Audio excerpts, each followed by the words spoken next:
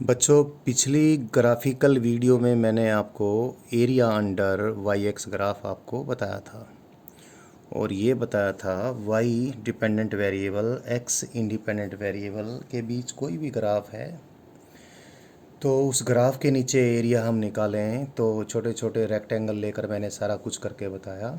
सो area under Y x graph, Y को एक बार फिर बोल देता हूँ, ये वाई की वैल्यू वाई है, ये एक्स की वैल्यू एक्स है, यहाँ से एक्स की वैल्यू थोड़ी सी बढ़ गई डी एक्स, तो ये डी एक्स विड्थ का वाई हाइट का रेक्टेंगल होगा। सो ये एरिया होगा वाई डी एक्स और ये सारे एरिया हमने जोड़ दिए। ऐसे जोड़ को ही तो इंटीग्रेशन बोलते हैं। यहाँ से लेकर यहाँ तक तो वाई डी एक्स का इंटीग्रेशन यानी वाई डी एक्स का सम होगा x1 से लेकर x2 तक। और देखें तो ये सारे रेक्टेंगल ऐड कर दिए तो यहाँ से यहाँ तक का एरिया आ जाएगा। तो area under Y x graph, Y D x का इंटीग्रेशन। एक बात। दूसरी बात मैंने ये बताई कि y जो कि x का फंक्शन है, हो सकता है x की किसी और फंक्शन q की rate of change with respect to x हो। अगर फिजिकल क्वांटिटीज़ की बात करें, y कोई फिजिकल क्वांटिटी है जो x पे डिपेंड करती है और q भी कोई फिजिकल क्वांटिटी है जो x पे डिपेंड करती है, तो हो सकता है y q की rate of change with respect to x हो। तो यहाँ से आप देखें q d q that is infinitely small change in q when x changes by dx, तो d q is equal to y D x, मैंने ये लिखा। और डी क्यू क्या है? Infinitely small change in q, तो q के infinitely small change हम ऐड करते गए, q की इनिशियल वैल्यू q1 से लेकर q की फाइनल वैल्यू q2 तक, इसी को तो इंटीग्रेशन बोलते हैं। ये क्या आ गया? वाई डी एक्स का इंटीग्रेशन। तो ये हमने वाई डी एक्स का इंटीग्रेशन, अगर y as a function of x मालूम है तो इंटीग्रेशन के मेथड से कर लेंगे, और ग्राफ से ही अगर एरिया क्लियर है तो ग्राफिकली निकाल लेंगे। बट एक चीज़ क्लियर है, डी क्यू का integration that is q2 minus q1 that is कुल change, total change in q is either you find it by the area under Y x graph. अगर ग्राफ को देख के एरिया निकालने वाले जो भी आपको मेथड्स मालूम है उससे एरिया निकाल सकते हो। तो और by the way y as a function of x दे रखा है और इंटीग्रेट कर सकते हो, तो इंटीग्रेट करके आप टोटल चेंज इन क्यू निकाल लीजिए। एग्जाम्पल दे देता हूँ। एक्सेलेरेशन और वेलोसिटी के बीच जो भी रिलेशंस हैं वो आप ठीक ठाक काइनेमेटिक्स में पढ़ेंगे। बट अगर एक डायरेक्शन के अंदर ही एक स्ट्रेट लाइन के अंदर ही कोई पार्टिकल मूव करता है तो एक्सेलेरेशन और वेलोसिटी के बीच रिलेशनशिप इस प्रकार से लिख सकता हूँ, rate of change of velocity is equal to acceleration, तो होता ही होता है। बट वेक्टर्स यूज़ करने के बजाय डायरेक्टली ऐसे मैं तब यूज़ कर सकता हूँ जब एक स्ट्रेट लाइन के लॉन्ग मोशन हो। ये सब कैसे है ये बात बाद में आपको पता चल जाएगी। तो आप ये देखें, rate of change of velocity, एक खाली वेलोसिटी की मैग्नीट्यूड यहाँ लिखा हूँ, एक बार फिर बोल देता हूँ, काइनेमेटिक्स ठीक से पढ़ेंगे तो आपको पता चल जाएगा। तो फ्रॉम हेयर वेलोसिटी में infinitely small change is a into d T. तो वेलोसिटी में जो कुल चेंज होगा v2 माइनस v1 कैसे निकालेंगे? इसको इंटीग्रेट करके, यानी a इंटू डी टी का इंटीग्रेशन करेंगे। कहाँ से कहाँ तक? टाइम की कोई एक वैल्यू से लेकर टाइम की दूसरी वैल्यू तक। अब देखें कोई एक्सेलेरेशन टाइम ग्राफ है, मैं इसका एरिया अंडर ग्राफ निकालने का एग्जाम्पल देना चाहता हूँ और जिससे आप इस बात को एग्जाम्पल के ज़रिए और अच्छे से लर्न कर जाएँ। सपोज कोई एक्सेलेरेशन टाइम ग्राफ है and graph is like this, the graph is a straight line graph, and say this is the value of acceleration, that is say it is 10 meter per second square, and say this time is, say it is 10 second. So we have to find the change in velocity from 0 time to 10 second. 0 second से लेकर 10 second तक velocity में कितना change होगा? तो क्या या तो एक्सेलेरेशन को टाइम के एक फंक्शन के रूप में लिखो, इंटीग्रेट करके निकालो, या फिर जो भी बताया मैंने, दिस इज़ व्हाट अभी हमने बताया, this is what is this is area under A T graph. और ये कितना आ गया भाई? इस एरिया को देखें आप, half into height into base, height कितना है? 10 मीटर पर सेकंड स्क्वायर, और बेस कितना है? 10 सेकंड, तो ये कितना आ गया? 50 मीटर पर सेकंड। सो 0 टाइम से लेकर 10 सेकंड तक इस ग्राफ को देख के हमने ये निकाल लिया कि स्ट्रेट लाइन में ट्रेवल करने वाली पार्टिकल की वेलोसिटी में कुल कितना चेंज हुआ।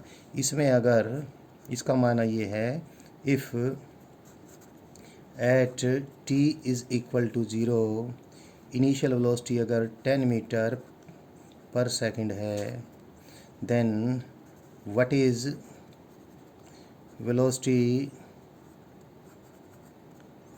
Eight t is equal to 10 second. यहाँ से आप आसानी से निकाल सकते हैं।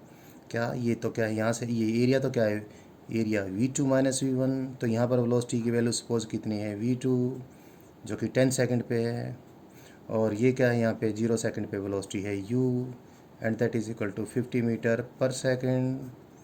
तो v2 कितना आ गया, this implies v2 is equal to 50 plus u का 10 है तो it is 60 metre per second. हालांकि ये एग्ज़ाम्पल हो सकता है अभी आपको इतने अच्छे से क्लियर ना हो, बट ऐसा कुछ नहीं है कि कोई बड़ी बात भी हो। ये एग्ज़ाम्पल इसलिए दिया मैंने कि एरिया अंडर ग्राफ निकालना आपको थोड़ा समझा सकूं मैं। और करता हूँ example.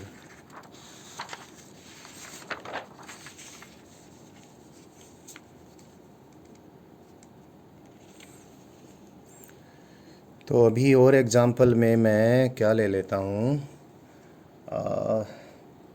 Late us take something.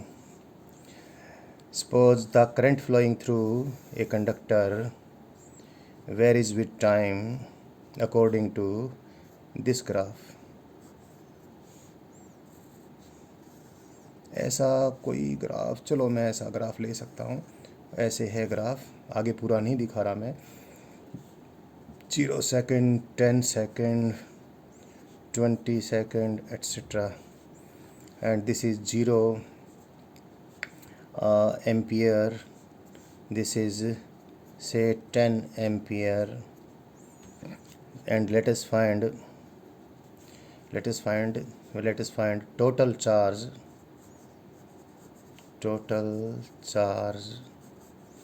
that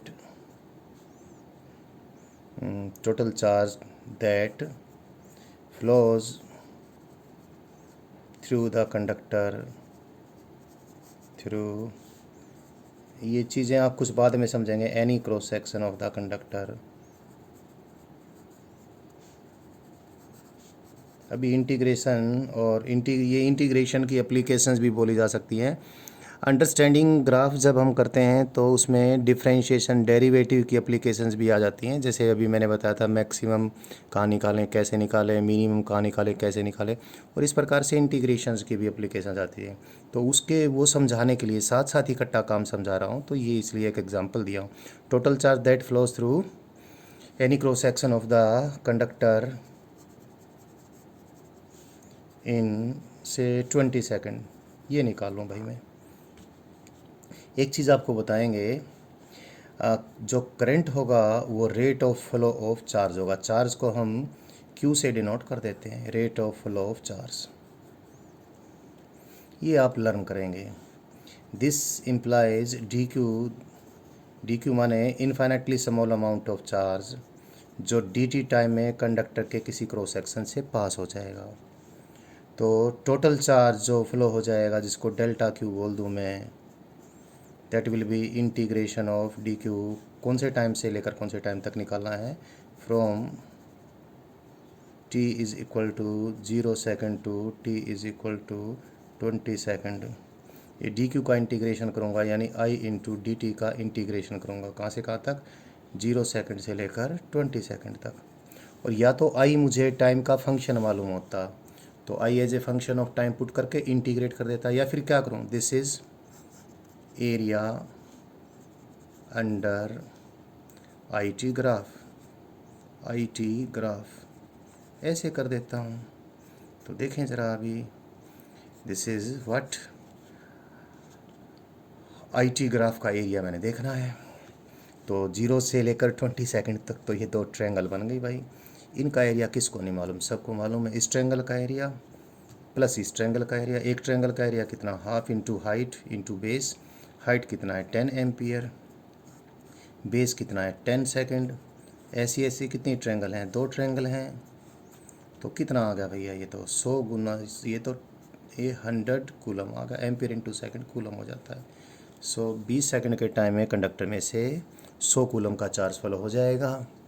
तो इंटीग्रेशन की और ग्राफ की एप्लीकेशन मिक्स करके एरिया अंडर ग्राफ मैंने बता दिया। चलो एक एग्जांपल और भी ले लेते हैं। let me give you one more example to make the things more clear, and this is say आप पढ़ेंगे आगे। मुझे जो अभी याद आ रहा, एक एग्जांपल और लेता हूँ। आपको मैं बताऊँगा कि किसी सीआर सर्किट में जब RC circuit, CR circuit, LR circuit, ये तमाम सर्किट्स आपने 12th क्लास में पढ़ने हैं। तो किसी सीआर सर्किट में जब वो करंट डिके हो रहा होगा, डिक्रीज़ हो रहा होगा, तो एक्सपोनेंशियली डिक्रीज़ होगा। I is equal to I naught into e की power minus t divide by tau. E वही पॉपुलर एक्सपोनेंशियल बेस है जिसकी वैल्यू अप्रोक्सीमेट वैल्यू 2.72 के आसपास होती है। Here you can see that this tau is time constant, some constant time, क्योंकि ये टी टाइम है, टी इज़ टाइम। ऑब्वियसली ये डायमेंशनलेस होने के लिए भी कोई टाइम होना पड़ेगा, तो टो, इसको टो बोलते हैं, tau. This is called tau. Tau is some constant time, और ये इसको टाइम कांस्टेंट बोलते हैं आरसी सर्किट का।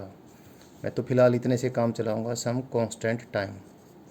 क्या होता है क्या नहीं होता है आपको 12th क्लास में पता चल जाएगा। आई नोट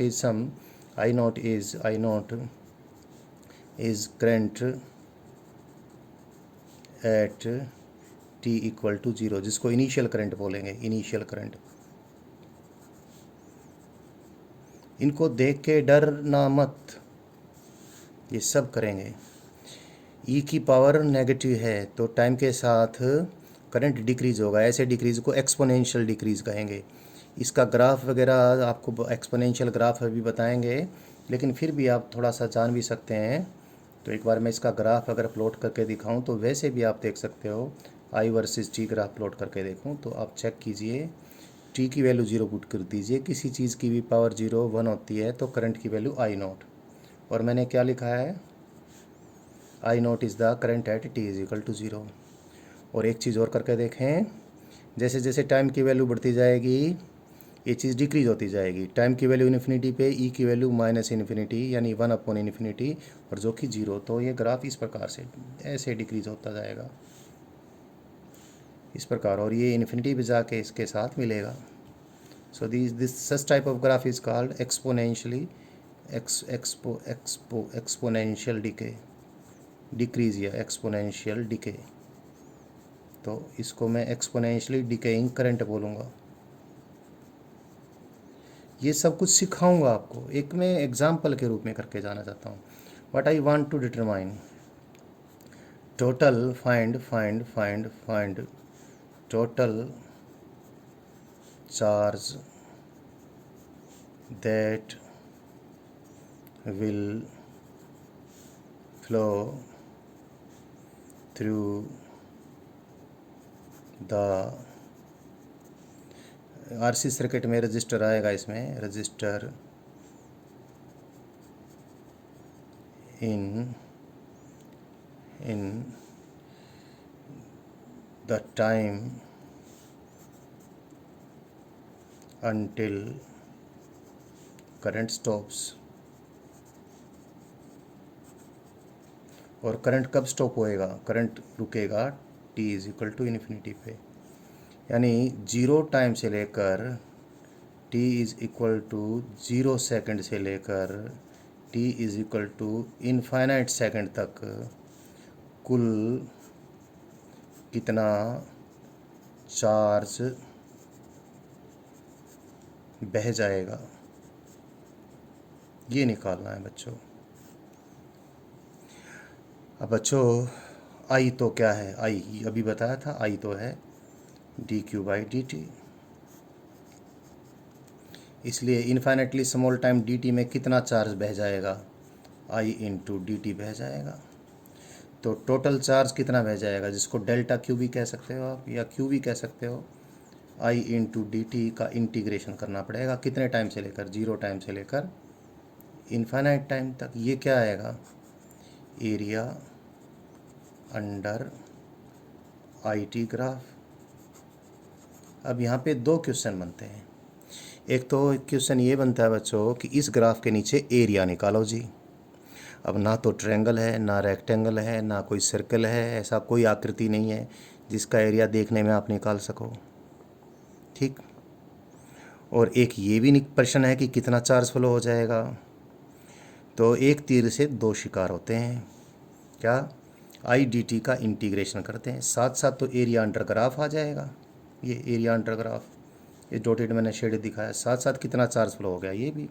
क्यों आ जाएगा, क्योंकि I as function of T मालूम है, तो अभी निकल जाएगा। देखते जाएं आप जादू। आई की वैल्यू कितनी पुट कर दी, I0 e⁻t divide by this constant time and this is integrated from 0 time to infinite time. I0 तो कांस्टेंट है जी, इंटीग्रेशन से बाहर निकाल दिया। एक्सपोनेंशियल फंक्शन के बारे में मैंने आत्मा और पता नहीं क्या क्या शब्द इस्तेमाल किए हैं, इसका तो कुछ है नहीं बिगड़ता।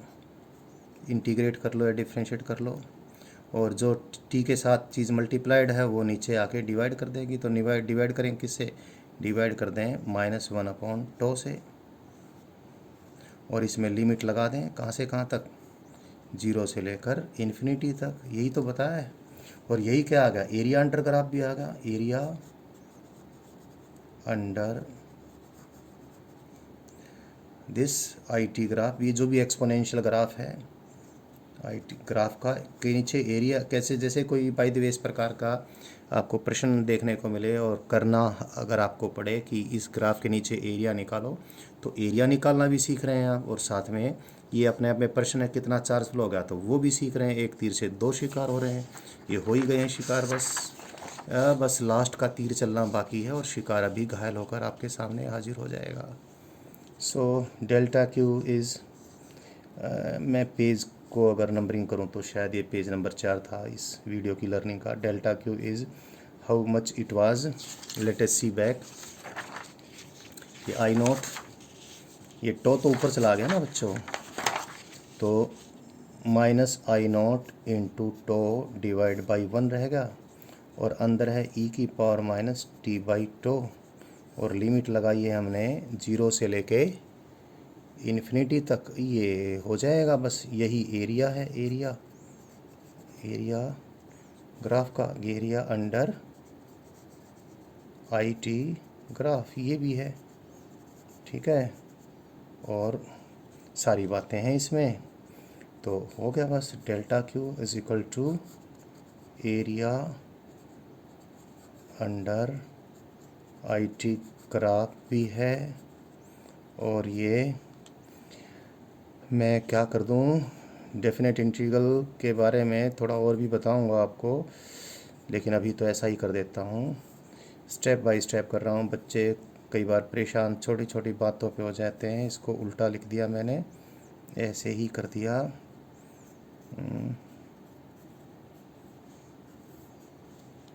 t की वैल्यू इन्फिनिटी पुट की, 1/∞, माइनस t की वैल्यू 0 पुट कर दी, e⁻ इन्फिनिटी आ गया, तो इन्फिनिटी आ गया बच्चों, e⁻0। so slow I am writing it, this is 0 - 1, this is I0 into tau. और एक चीज़ आप ध्यान रखें बच्चों, ये तो सारा सोल्व तो हो गया है, यहाँ से एक लर्न और कर लें। ये इम्पोर्टेंट क्वेश्चन है, किसी एग्ज़ाम में आ भी सकता है। y है e⁻−t डिवाइड बाई टो, और t के बीच इसकी मैक्सिमम वैल्यू 1 है, इट स्टार्ट्स फ्रॉम 1। t की वैल्यू 0 पुट करो, e की ये इट स्टार्ट्स फ्रॉम 1, और ये ऐसा ग्राफ हो जाएगा। तो इस ग्राफ के नीचे आप एरिया निकालें इन्फिनिटी तक, 0 टाइम से लेकर इनफाइनाइट टाइम तक, दिस कंप्लीट एरिया। तो यहाँ से निकल जाएगा, I0 की वैल्यू 1 पुट कर दें, the area is equal to y into y dimensionless है। अगर ये देखें तो आप और y को dt से मल्टीप्लाई करके आप इंटीग्रेट करेंगे तो टाइम की डायमेंशन में आएगा। तो ये जो भी एरिया कह देते हैं ये बेसिकली द एरिया रिप्रेजेंट्स कहना चाहिए, हमें कहना चाहिए एरिया रिप्रेजेंट्स, लेकिन अक्सर इस प्रकार से लिख देते हैं तो मैंने लिख दिया है द एरिया रिप्रेजेंट्स। ये वर्ड पहले भी मैंने इस्तेमाल किए होंगे, रिप्रेजेंट्स लिख देता हूँ, area represents, this area represents how much it is equal to, ये सिर्फ टो रह जाएगा, आई नॉट के बजाय फन कर दिया मैंने, तो ये भी आ जाएगा ऐसे भी। और बाई द वे ये खाली माइनस टी है तो टो भी 1 है तो एरिया 1 आ जाएगा, जो भी यूनिट्स होंगे उसके हिसाब से। यहाँ पर पहले भी मैंने आपको ये एरिया इक्वल टू, कभी एरिया मीटर स्क्वायर के रूप में बात करें, यहाँ पर एरिया जो भी डायमेंशंस वाली बनेगी बातें उसके अकॉर्डिंग होगी। फिर भी ठीक करने के लिए मैंने इसको रिप्रेजेंटेड लिख दिया है, ठीक है। सो पीछे जो पेजेस हैं उसमें भी ऐसा कर लेना। बाकी इस बात को आप समझ गए हो गए। यहाँ पर एरिया डायमेंशनली एरिया नहीं है, ग्राफ के नीचे का एरिया है, उसकी डायमेंशन ये ना भी लिखें तो भी चलेगा। ग्राफ के नीचे एरिया तो उसकी डायमेंशंस वही आती हैं जो कि ग्राफ में डिपेंडेंट और इंडिपेंडेंट जो वेरिएबल्स हैं उनके प्रोडक्ट की डायमेंशन आती हैं। तो ग्राफ के अंडर एरिया का मायना ये होता है, वो एरिया फिर वो वाला नहीं होता मीटर स्क्वायर या सेंटीमीटर स्क्वायर वगैरह। फिर भी मैंने थोड़ा रिप्रेजेंटेड करके लिख दिया है। सो ये एक मैंने क्लियर करना था, पीछे मैं ग्राफिकल अंडरस्टैंडिंग में ये बात आपको बताया था और ये क्लियर हो गया होगा। ये तो सारा मैथमेटिक्स है तो उसमें तो कोई फ़र्क पड़ता नहीं, फिर भी आई पुट दिस रिप्रेजेंटेड वाले वो सिंबल्स मैंने यूज़ कर दिए हैं। अब थोड़ा सा एक काम और करते हैं बच्चों। मैंने पीछे आपको ये बताया कि ये जब मैं आपको ग्राफ की अंडरस्टैंडिंग की पहली वीडियो से ही आपको बताना शुरू किया और लगातार इसी बात पे फोकस कर रहा हूँ, y और x के बीच ग्राफ है तो कब स्लोप, ये देखो, ये अब देखो ज़रा, स्लोप घटता जा रहा है, घटता जा रहा है, डिक्रीज हो रहा है। स्लोप माने चढ़ान या फिर ढलान, अगर नेगेटिव स्लोप है तो स्लोप घटता घटता ये स्लोप यहाँ पे 0 हो गया, फिर ये स्लोप घटता ही चला गया, फिर दोबारा से बढ़ना शुरू हुआ, स्लोप फिर यहाँ पे 0 हो गया।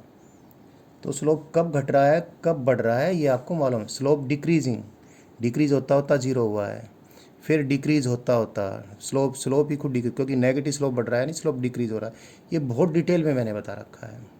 यहाँ पर एक चीज़ और भी बताई थी मैंने कि जहाँ पर y मैक्सिमम होगा वहाँ पर भी dy/dx यानी स्लोप ऑफ द ग्राफ 0 होगा, लेकिन वहाँ पर सेकंड डेरिवेटिव यानी स्लोप की रेट ऑफ चेंज खुद नेगेटिव है, second derivative it will be negative, second derivative negative होगा। और जहाँ पर y मिनिमम होगा, जैसे आप देखो यहाँ पर y मिनिमम है तो स्लोप तो यहाँ पर भी 0 है, लेकिन यहाँ पर सेकंड डेरिवेटिव ये पॉजिटिव, काफ़ी डिटेल में बता रखा है।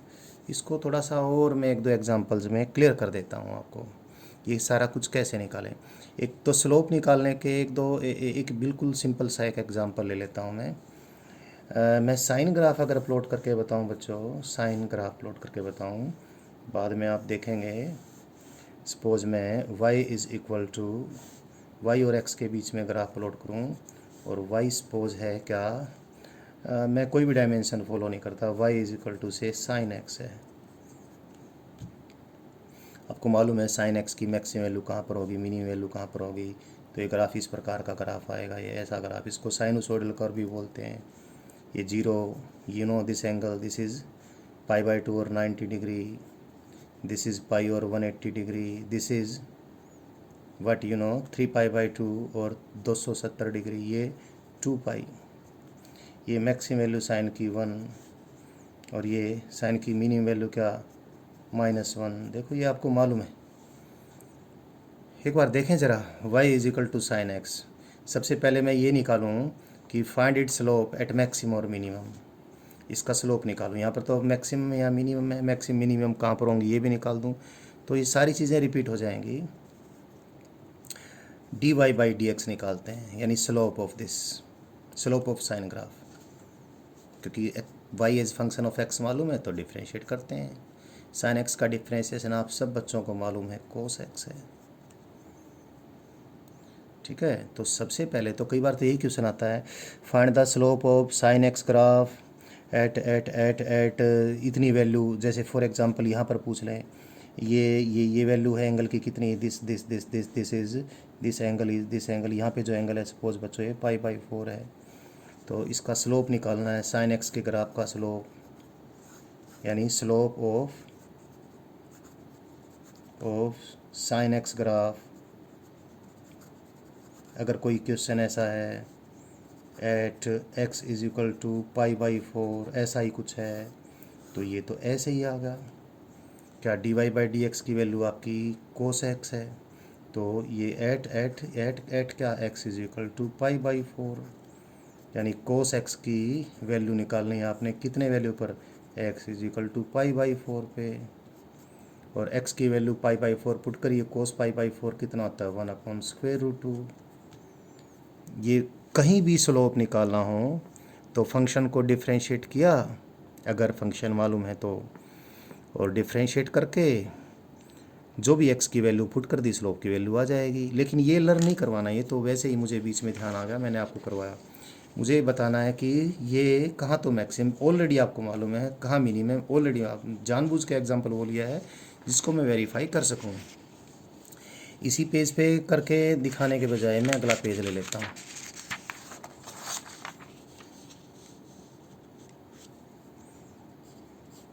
अभी ये चल रहा था हमारा काम, साइन एक्स ग्राफ था, इस प्रकार का ग्राफ होता है y वर्सेस x। ये y की maximum value y = sine x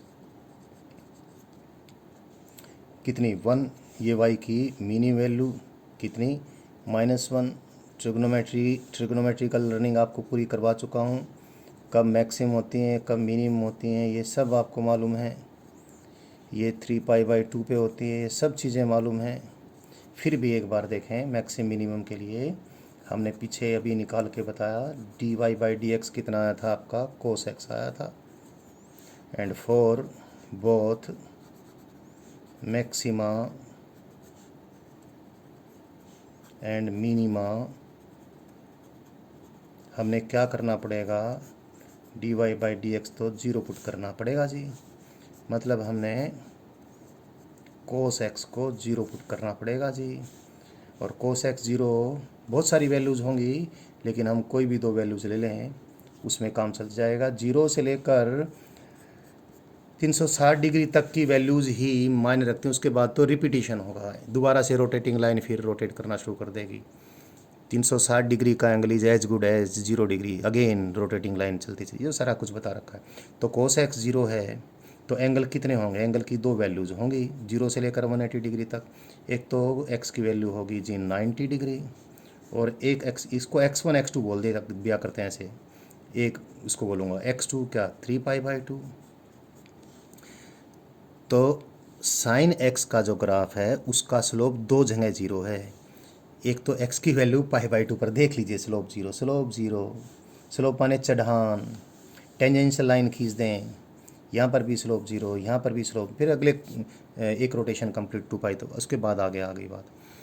तो ये देखना है आपने कहाँ पर, तो वैसे ग्राफिकली देखें पता चल रहा है आपको, यहाँ पर तो है मैक्सिमम, यहाँ पर मिनिमम, लेकिन चेक करना है कहाँ पर मैक्सिमम है कहाँ पर मिनिमम है। चेकिंग फॉर इनमें से दोनों पे स्लोप 0 है तो एक पे मैक्सिमम होगा एक पे मिनिमम होगा, कहाँ पर मैक्सिमम होगा कहाँ पर मिनिमम होगा, मैक्सिमम वैल्यू कितनी होगी मिनिमम कितनी होगी, ये सब चेक करने के लिए हम इसको दोबारा से डिफ्रेंशिएट करें। दोबारा से किसको, dy/dx को, खुद को दोबारा से डिफ्रेंशिएशन करें विद रिस्पेक्ट टू x, मतलब क्या बोलते हैं इसको, second derivative of y with respect to x, जिसको हम बोलते हैं कि कैसे निकालेंगे, dy/dx निकालेंगे किसका, फर्स्ट डेरिवेटिव का। फर्स्ट डेरिवेटिव क्या आया था, कोस एक्स का डिफ्रेंशिएशन क्या होता है, तो -sin x होता है। तो d²y/, ये जानबूझ के वो एग्जाम्पल लिया हूँ जिसका आपको रत्ती पाई सब कुछ, बिल्कुल सब कुछ रग रग आपको जिसकी मालूम है, वो एग्जाम्पल लिया मैंने। तो सेकंड डेरिवेटिव ये आ गया। अब x की 2 वैल्यूज़ पे ट्राई करनी है, सेकंड एक तो x की वैल्यू x1 जहाँ पर स्लोप 0 था π/2, और एक x की वैल्यू x2 जो कि जहाँ पर भी स्लोप 0 है 3π/2। दोनों पे आपने सेकंड डेरिवेटिव चेक करना है। तो इस पे सेकंड डेरिवेटिव की वैल्यू क्या आई, माइनस साइन π/2 यानी -1। सेकंड डेरिवेटिव नेगेटिव कहाँ पर होता है, मैक्सिमम पे।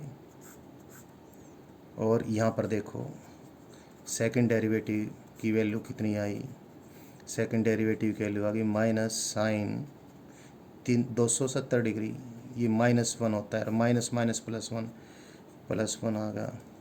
तो हमने क्या देखा बच्चों, हमने देखा y is equal to sine x जो हमारे पास है, it is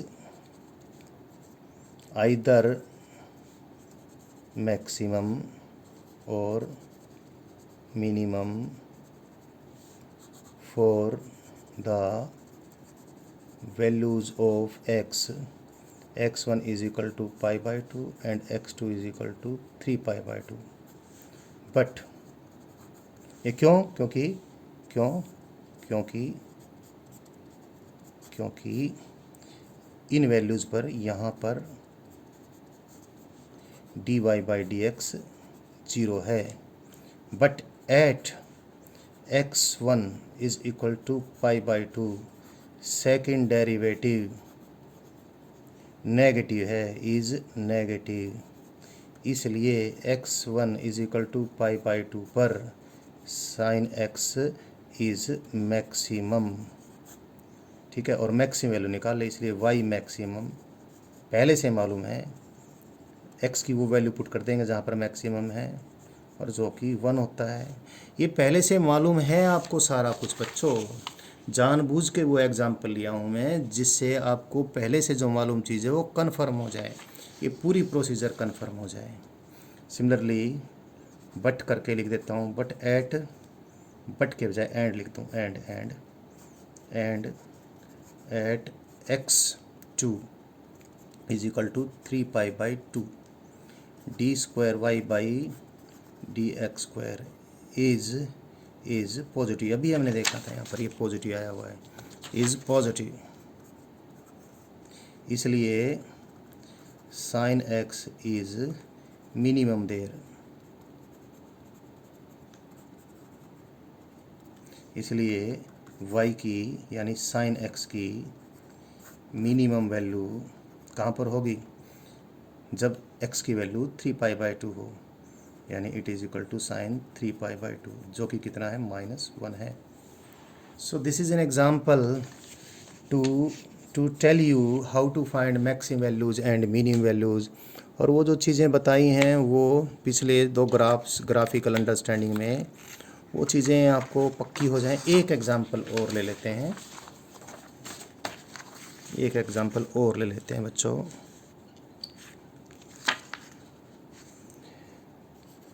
suppose y is equal to x² - x - 1, ये ले लेता हूँ। देखते हैं, let us find the value of x where y is maximum और मिनिमम। मैंने मैक्सिमम एंड मिनिमम लिखने के बजाय मैक्सिमम और मिनिमम लिखा है, ये बात भी सिखानी है। कई बार फिज़िकल सिचुएशंस में इंडिपेंडेंट वेरिएबल का ऐसा फंक्शन होगा कि बस उसकी वैल्यू बढ़ ही सकती है, तो जो भी वैल्यू आएगी फिर कम से कम वैल्यू तो आएगी, अधिक से अधिक वैल्यू तो इन्फिनिटी तक भी जा सकती है। और कई बार ऐसा भी होगा कि मैक्सिमम वैल्यू तो फिक्स है, कम से कम वैल्यू -इन्फिनिटी तक जा सकती है। तो ऐसा भी होगा, यानी ज़रूरी नहीं हर बार मैक्सिमम भी आए मिनिमम भी आए। आप ग्राफिकली भी समझ सकते हैं, ग्राफिकली ये इस प्रकार के ग्राफों को अभी बताऊंगा मैं। फिर भी मैं एक पेज आपको दिखाऊं, यहीं पर दिखा देता हूं। चलो किसी और रफ पेज पर दिखाता हूं। सपोज़ ऐसा कुछ है,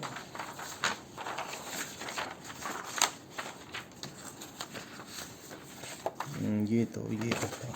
सपोज ऐसा कुछ है, कोई y वर्सेस x ग्राफ ही ऐसा है, ग्राफ ही y वर्सेस x ग्राफ ऐसा है, y और x का वेरिएशन ही ऐसा है, तो इसमें खाली मिनिमम वैल्यू पॉसिबल है, उसके बाद मैक्सिमम वैल्यू तो पॉजिटिव इन्फिनिटी तक है। और बाय द वे ऐसा ग्राफ है, ऐसा ग्राफ है, तो ये मैक्सिमम वैल्यू उसके बाद फिर मिनिमम वैल्यू माइनस इन्फिनिटी तक ही है। तो ऐसा भी हो सकता है। हाँ, अगर ऐसा है, कभी मैक्सिमम भी कभी मिनिमम भी, तो फिर सारी पॉसिबिलिटीज़ होती हैं। तो ये आपके दिमाग में बात है नहीं चाहिए। सो अभी तो इसका करते हैं हम। इसको कैसे करें, वही तरीका। सबसे पहले हम आराम से dy बाई डी एक्स निकालेंगे। dy बाई डी एक्स माने differentiation of y with respect to x, rate of change of y with respect to x at a particular value of x। या फिर इसको हम ये भी कह सकते हैं y और x के बीच जो ग्राफ आएगा उसका इंस्टेंटेनियस स्लोप, यानी कि x की किसी एक वैल्यू पर स्लोप। डिफ्रेंशिएशन के सब रूल आपको मालूम है, x2x -1 ये आ गया जी। और अब फॉर मैक्सिमा और मिनिमा हम क्या करेंगे, dy बाई डी एक्स को 0 पुट कर देंगे, यानी 2x -1 को 0 पुट कर देंगे, यहाँ से x की वैल्यू निकाल लेंगे। अब x की इस वैल्यू पे y की वैल्यू मैक्सिमम है या मिनिमम है, क्या करेंगे, वो करने के लिए हम y को एक बार तो पहले डिफ्रेंशिएट कर दिया था, dy बाई डी एक्स निकाला था, dy बाई डी एक्स यानी rate of change of y with respect to, फिर रेट ऑफ चेंज निकाले, यानी second derivative of y with respect to x निकाल लेंगे। कैसे निकालेंगे भाई, ऐसे निकालेंगे, यानी dy बाई डी एक्स की वैल्यू जो आपने निकाल रखी है ना, उसी को रगड़ देंगे वापस से, यानी उसको फिर से हम डिफ्रेंशिएट कर देंगे। कितना है इसका डिफ्रेंशिएशन, इसका तो 2x का तो 2 आ गया, 1 का तो 0 हो गया, और 2 तो पॉजिटिव है जी, यानी सेकंड डेरिवेटिव पॉजिटिव है। इसलिए at x is equal to 1/2 y is, क्योंकि सेकंड डेरिवेटिव पॉजिटिव तो y इज़ मिनिमम होगा, y मिनिमम होगा, मिनिमम होगा, मिनिमम। और y की मिनिमम वैल्यू कितनी होगी, वो कैसे निकालें, y की इस वैल्यू में, y की इस वैल्यू में क्या पुट कर दें, put x is equal to कितना आया था, 1/2। तो ये देखो ये आ जाएगा 1/4 -1/2 -1, सो इट इज़ -1/4 और -1, तो -5/4 is the minimum value of y। So these